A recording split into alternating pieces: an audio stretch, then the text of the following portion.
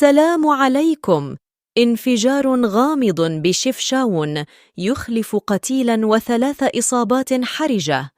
الإعجاب بالفيديو والاشتراك في القناة تشجيعاً لنا لنستمر بنشر المزيد إن شاء الله.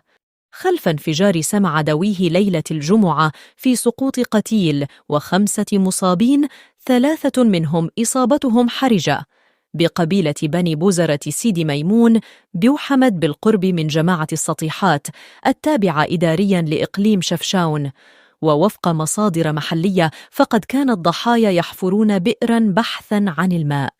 وفي هذا السياق ذكرت مصادر من مستشفى ثانية الرمل بتطوان أن حالة المصاب الأول جد حرجة، وقد تم وضعه بقسم الإنعاش، والمصاب الثاني والثالث حالتهما خطرة ولا تدعو للقلق.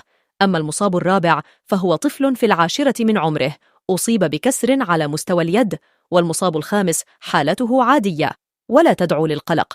هذا وقد تفاجأ المواطنون بسماع صوت الانفجار القوي بالمنطقة ما خلف حالة الذعر، وقد تم فتح تحقيق في الموضوع من طرف السلطات المختصة بتعليمات من النيابة العامة المختصة. سلام عليكم.